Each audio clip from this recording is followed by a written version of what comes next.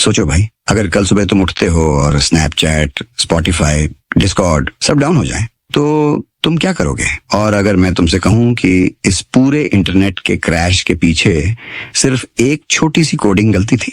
और हाँ, पिछली वीडियो पे जितना प्यार दिया उसके लिए दिल से शुक्रिया भाई। आज जो बताने जा रहा हूँ वो पूरा टेक वर्ल्ड हिला चुका है, तो एंड तक देखना जरूर। शॉकिंग है पूरा का पूरा। पिछले हफ्ते किसी ने एक बगी कोड प्रोडक्शन में पुश कर दिया और नतीजा, इंटरनेट का एक बड़ा हिस्सा क्रैश कर गया। स्नैपचैट, स्पॉटिफाई, डिस्कॉर्ड सब एरर थ्रो करने लगे। क्लाउडफ्लेयर का वर्कर्स केवी सर्विस भी पिट गया और 2 घंटे तक पूरे 100% एरर रेट्स चल रहे थे।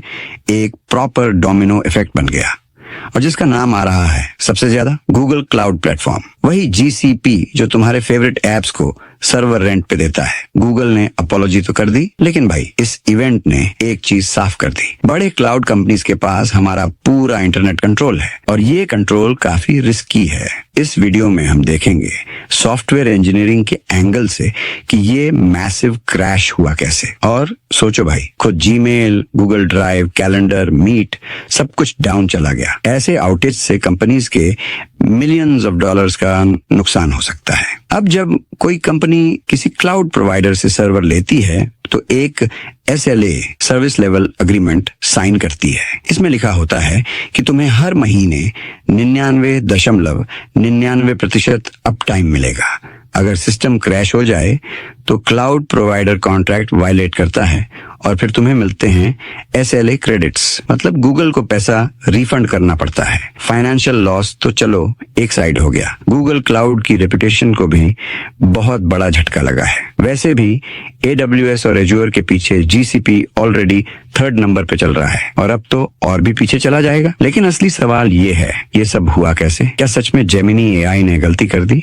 संदर पिचाई ने रिसेंटली कहा था कि गूगल के 30% से ज्यादा कोड अब AI लिख रहा है, तो लोगों ने तुरंत जेमिनी को ब्लेम करना शुरू कर दिया। लेकिन भाई, इस केस में लगता है कि गलती ह्यूमन कोडर की थी।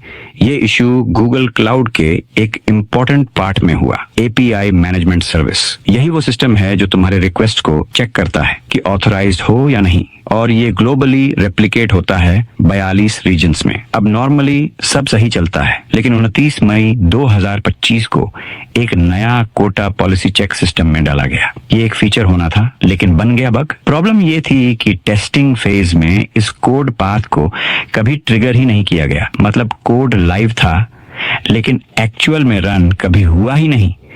जब 12 जून को एक पॉलिसी चेंज की गई तो वो फीचर एक्टिवेट हो गया और बिना प्रॉपर एरर हैंडलिंग के कोड ने न्यूल पॉइंटर थ्रो कर दिया और फिर बाइनरी क्रैश होने लगी और हर जगह क्रैश लूप शुरू हो गया। टेक वर्ल्ड में मास पैनिक फैल गया। थैंकफुली गूगल ने सिस्टम में एक big red roll back button डाला था जो 40 मिनट बाद प्रेस किया गया और सिस्टम को वापस नॉर्मल होने में 4 घंटे लग गए। एक गलती और पूरा इंटरनेट हिल गया। तो भाई, ये थी एक छोटी सी कोडिंग गलती जो बन गई इंटरनेट की दुनिया का ब्लैकआउट मोमेंट। और अगर तुम अभी तक वीडियो देख रहे हो तो भाई तुम वो हो जो सिर्फ देखने वाले नहीं, समझने वाले हो। तो मैं फोर्स नहीं करूंगा, लेकिन अगर तुम्हें लगता है कि ऐसे वीडियोस तुम्हारी सोच बदलते हैं तो सब्सक्राइब कर लो क्वाइटली, वरना अगली बार जब इंटरनेट डाउन हो ये मत कहना कि बताया नहीं था। और हाँ, एक और वीडियो है जिसे लोगों ने काफी पसंद किया, एंड स्क्रीन पे दिख रही होगी, कैजुअली चेक कर लेना, मैं रिकमेंड करता हूँ। मिलते हैं नेक्स्ट टेक धमाके में। जय कोड, जय क्लाउड, ब्लास्ट ऑफ।